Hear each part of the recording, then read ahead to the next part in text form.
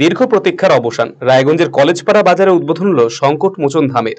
এই উপলক্ষে সকাল থেকেই চলল বিভিন্ন অনুষ্ঠান এবং পুজো আর্চা।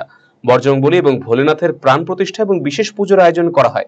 এরপর যজ্ঞানুষ্ঠান এবং ভোগ বিতরণ করা হয় সকলের মধ্যে।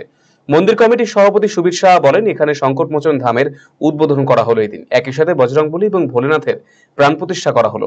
এলাকার মানুষের মঙ্গল কামনায় এই উদ্যোগ নেওয়া হয়েছে। আমাদের এখানে সংকটমোচন ধামের উদ্বোধন হলো।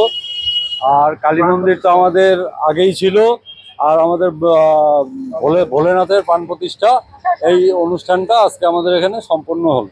আমাদের ছিল, আমরা নতুন করে এই মন্দিরটাকে একটু ভালো করে প্রতিষ্ঠা করে আজকে এই বজরংবলীর মূর্তি আর এই ভোলেনাথের এই দুটোর প্রাণ প্রতিষ্ঠা নতুন করে আমরা করলাম। সব এলাকাবাসী সবার যাতে মঙ্গল হয় সেই উদ্দেশ্যে আমাদের এটা করা। অন্যদিকে মন্দির কমিটি কার্যকর্তা সুজিত কুমার সাহা বললেন, ভগবানের প্রাণ প্রতিষ্ঠা উপলক্ষে এখানে দিনভর ধর্মীয় অনুষ্ঠানের আয়োজন করা হয়েছে। প্রচুর ভক্ত এখানে উপস্থিত হয়েছেন। এখানে আজকে দেবতার প্রতিষ্ঠা হলো।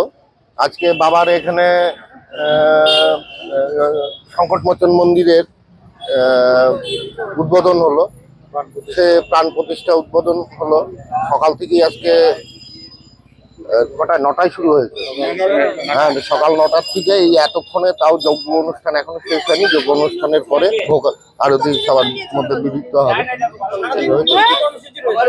সারাদিন তো বজরংবলীর প্রাণ প্রতিষ্ঠা এবং মহাস্নান হয়ে প্রাণ প্রতিষ্ঠা হলো। তার সারাদিন পুজো চললো।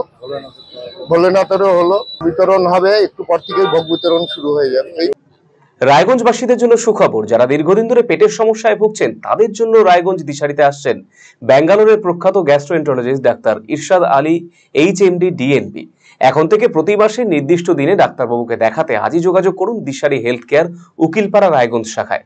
যোগাযোগ করুন 7477785509 এই নম্বরে এবং 7477785512 এই নম্বরে।